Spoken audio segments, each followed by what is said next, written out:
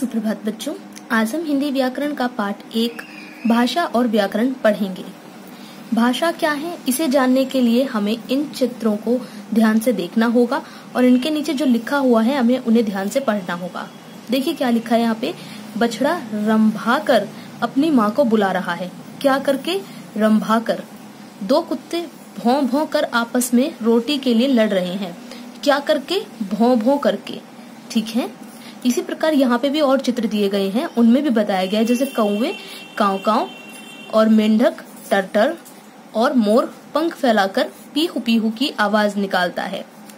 तो बच्चों, तुमने देखा कि सभी जीव अपने मन के भावों को भिन्न भिन्न ध्वनियों के माध्यम से अभिव्यक्त कर रहे हैं। इन्हें हम इनकी बोलियां कहते हैं। ठीक है। जो भी यहाँ पे जीव जंतु हैं, ये सभी अपनी बात को कहने के लिए या फिर अपने मन के भावों को दिखाने के लिए अलग अलग तरह की आवाजें निकाल रहे हैं और ये आवाजें क्या कहलाती हैं? बोलियां। ठीक है। जो जीवों के मुख से निकलने वाली आवाज होती है या फिर जो मनुष्य भी खुद अपने जैसे जो सामान्य भाषा बोलता है वो उसकी बोली होती है। ठीक है।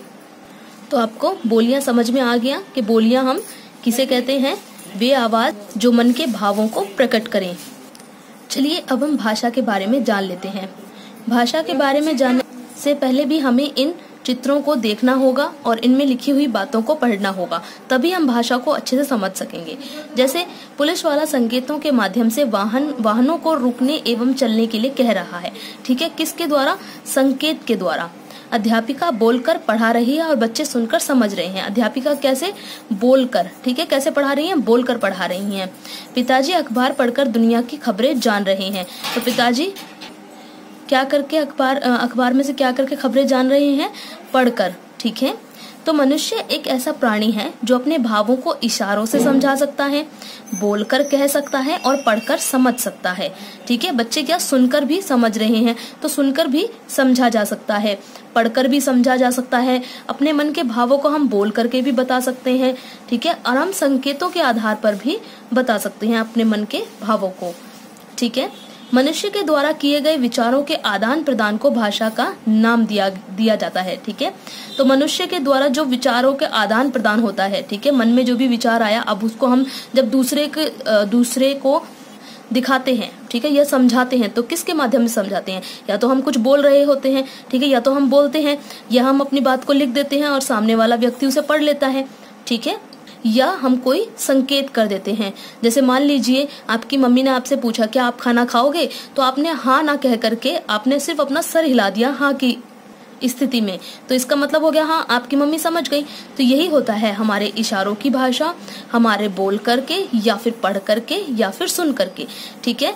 तो अपने विचारों का हम आदान प्रदान, मतलब हम यानी कि समझना और समझाना। ठीक है। अपने भावों को जब हम या तो हम दूसरे के भावों को समझते हैं और साथ ही हम अपने भावों को समझाते हैं, यही काम जब हम करते हैं तो उसे हम क्या कहते हैं? भाषा कहते हैं। ठीक है। तो अब आपको समझ में आ गया होगा भाषा क्या है। अगर हम जैसे प्रश्न आ जाए कि भाषा क्या है, तो आप ये बात लिख सकते हैं यहाँ पे कि विचारों के आदान प्रदान को भाषा कहते हैं। ठीक है। तो अब आप बता सकते हैं भाषा किसे कहते हैं?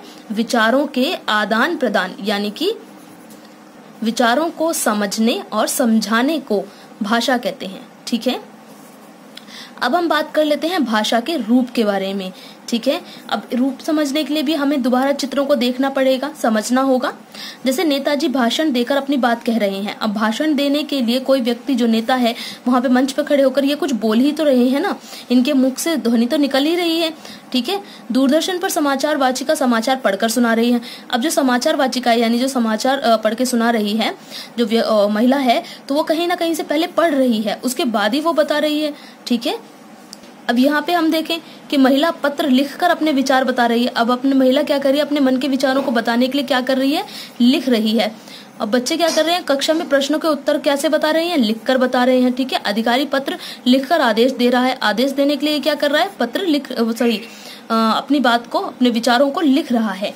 ठीक है। तो इन चित्रों में नेताजी समाचार वाचिका अपने विचार प्रकट करने के बोलकर अपने विचार प्रकट कर रहे हैं। और उसके बाद जो ये महिला दिख रही है, ये बच्चे दिख रहे हैं, और ये जो अधिकारी दिख रहा है, ये क्या कर रहा है, अपने विचारों को लिखकर बता रहा है। ठीक है, तो इसी आधार पर हम देखें तो भाषा के दो रूप होते हैं। ठीक है, कौन से, मौखिक और लिखित। अब मौखिक कौन से होते हैं, मौखिक वो होते हैं जिनमें अपने विचारों को बोल करके बताया जाए। जैसे कि यहाँ पे अब नेताजी भाषण दे रहे हैं, मतलब बोल करके अपने मन के विचार बता रहे हैं। इसी प्रकार जो समाचार वाचिका है, वो भी जो भी उनके मन के भाव हैं या फिर जो भी वो समाचार देना चाहती है, वो किस प्रकार कर रही है, बोल रही है, पढ़ रही है कहीं से, तो इसका मतलब बोल ही रही है ना, वो पढ़ने के बाद उसको बोल रही है, तभी तो सामने वाला समझ पा रहा है उसकी बात को। ठीक है, तो यहाँ पे भी वो बोल रही है, ये भी बोल रहा है, ये भी बोल रही है। तो ये कौन सी भाषा का कौन सा रूप हुआ, ये हुआ मौखिक। ठीक है, अब मैं यहाँ से बोल बोलकर आपको समझा रही हूँ। ठीक है, तो ये जो मेरा जो भाषा का रूप है, मेरा भी मौखिक होगा। ठीक है, क्योंकि मैं यहाँ पे बोल के समझा रही हूँ, लिख कर रही। अगर यहीं पे मैं अगर आपसे कहूँ कि पुस्तक के माध्यम से आप किस प्रकार समझ रहे हैं, या पुस्तक के अंदर जो भाव लिखे हुए हैं, विचार लिखे हुए हैं, आप कैसे समझ पा रहे हैं, तो ये कौन सी रूप हो जाएगा, लिखित रूप हो जाएगा। ठीक है, क्योंकि यहाँ पे सब कुछ लिखा हुआ है जिसे आप पढ़कर समझ रहे हैं। ठीक है, तो यहाँ पे जो ये लिखित रूप है, लिखित रूप में क्या आता है, जहाँ पे लिखा जाता हो, अपने मन के भावों को लिखा जाता हो। जैसे यहाँ पे महिला पत्र लिख रही है, बच्चे उत्तर लिख रहे हैं, और अधिकारी आदेश लिख रहा है। ठीक है, तो यहाँ पे ये कौन सा रूप हुआ, भाषा का लिखित रूप।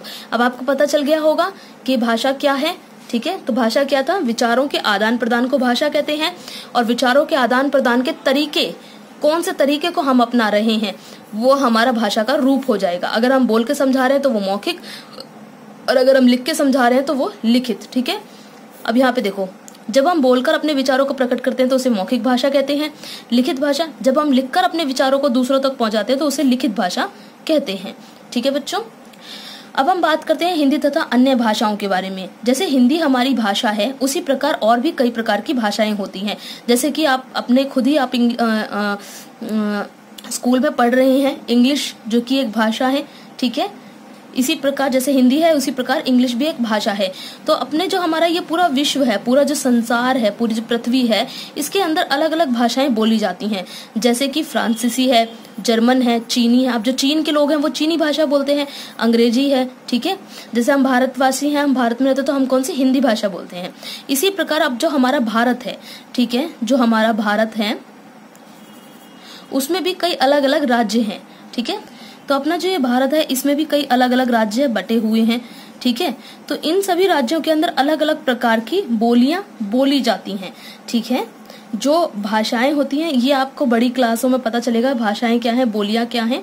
तो इनमें भी जो अलग अलग बोली जाती हैं वो बोलियां होती हैं, और जो मिलाकर के बड़े रूप में बोली जाए जैसे कि हिंदी, वो एक हमारी भाषा हो जाती है।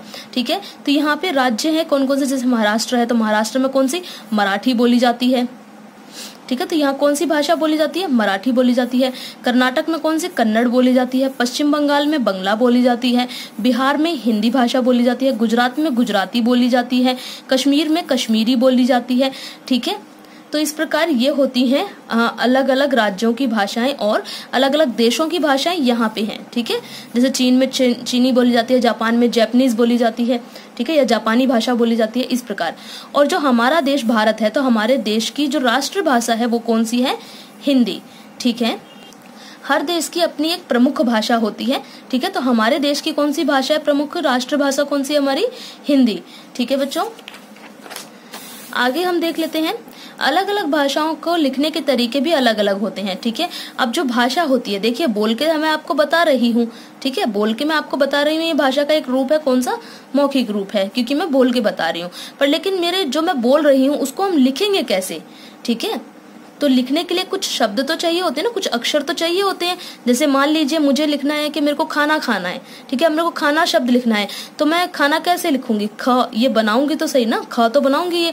तो ये क्या है, अब ये कौन बताए कि ये क्या ऐसे लिखा जाता है, मतलब खाना का ख ऐसा ही होगा। अगर मैं कहूँ कि खाना का ख ऐसे करके लिख दूं तो ये भी तो खा हो सकता है, पर लेकिन नहीं।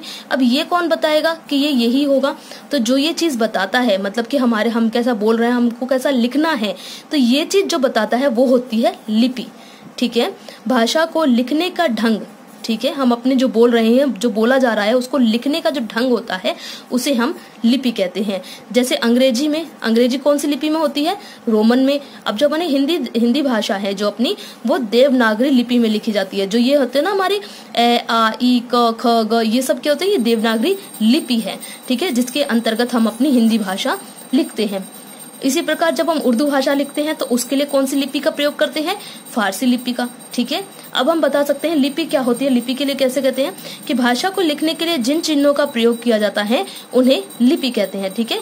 जो भाषा होती है जब हम उसको लिखते हैं तो लिखने के लिए हमें जिन चिन्हों का, जैसे मैंने यहाँ पे एक चिन्ह का प्रयोग किया, तो ये क्या है? ख का रूप है, ठीक है। तो ये एक चिन्ह है, तो ये चिन्ह क्या होता है? लिपि कहलाता है, ठीक है बच्चों। अब हमारे हिंदी भाषा में भी अलग अलग चिन्ह होते हैं लिखने के। यहाँ पे कुछ नमूने दिए गए हैं, कुछ उदाहरण है, जैसे ए आ ई, ठीक है। इसी प्रकार से जो भी अपने स्वर हैं, व्यंजन है, सभी वर्ण जो अपने होते हैं, ये सभी क्या होते हैं? ये सभी देवनागरी लिपि हैं, ठीक है। अब हम बात करते हैं भाषा और व्याकरण के बारे में। भाषा के बारे में हम अच्छे से जान चुके हैं, भाषा क्या है, इसके कितने रूप हैं, और फिर उसके बाद लिपि क्या है, मतलब भाषा को कैसे लिखा जाता है, ठीक है। अब हम बात करेंगे व्याकरण के बारे में। तो बच्चों, जब मनुष्य ने मौखिक और लिखित भाषा को जन्म दिया, ठीक है, जब उसने मौखिक और लिखित भाषा को जन्म दिया तो उसे उनका प्रयोग करने में बड़े कठिनाइयों का सामना करना पड़ा। अब उनका प्रयोग करना बड़ा मुश्किल हो गया। अब हर कोई अपने हिसाब से प्रयोग कर रहा था, ठीक है। अपनी इन कठिनाइयों को दूर करने तथा भाषा में एक रूपता लाने के लिए, एक रूपता यानी कि प्रत्येक व्यक्ति यानी हर एक मनुष्य एक ही तरीके से प्रयोग करेगा भाषा को, ठीक है, ताकि जो लिखा जा रहा है सामने वाला उसी व्याकरण के नियमों के आधार पर, या जो भी नियम बनाए गए उन नियमों के आधार पर सही समझ सके। तो ये सब करने के लिए क्या किया गया? हमें भाषा से जुड़े हुए कुछ नियम बनाने पड़े, ठीक है। इन नियमों को क्या कहते हैं? इन नियमों को ही व्याकरण कहा जाता है, ठीक है। तो हम एक तरह से कह सकते हैं कि भाषा में एक रूपता लाने के लिए, ठीक है, भाषा में एक रूपता लाने के लिए कुछ नियम बनाने पड़े, जिन नियमों को व्याकरण कहा गया, ठीक है। तो भाषा में एक रूपता लाने के लिए नियम बनाए गए, जिन्हें हम वो कहते हैं क्या? व्याकरण कहते हैं। अब इसमें हम बता सकते हैं कि व्याकरण क्या करता है, ठीक है। व्याकरण वह ज्ञान है जो हमें भाषा को शुद्ध लिखना, पढ़ना और बोलना सिखलाता है, ठीक है। अब व्याकरण के नियम से व्यक्ति शुद्ध तरीके से लिखता है, अब उसी हिसाब से वो पढ़ता भी है, उसी हिसाब से वो बोलता भी है। तो लिखा हुआ अगर शुद्ध होगा तो पढ़ना भी उसका शुद्ध ही होगा, ठीक है। शुद्ध लिखा जाएगा तो शुद्ध पढ़ा जाएगा, शुद्ध पढ़ा जाएगा तो शुद्ध बोला जाएगा, ठीक है। तो व्याकरण इसीलिए हमारे लिए बहुत ज्यादा जरूरी है, ताकि हम भाषा को सही तरीके से लिख सकें, उसे पढ़ सकें, उसे बोल सकें और सामने वाले को अपने मन के भाव सही तरीके से समझा सकें, ठीक है बच्चों। तो ये था भाषा और व्याकरण का पाठ। अब आप इसमें भाषा भी समझ गए होंगे, व्याकरण क्या है ये भी अच्छे से समझ में आ गया होगा आपको। अब आप इसका अभ्यास बड़े ही आराम से कर सकते हैं। फिर भी अगर आपको इस पाठ के अभ्यास करने में कोई परेशानी या कठिनाई हो तो मुझे व्हाट्सएप पे मैसेज करके पूछ सकते हैं।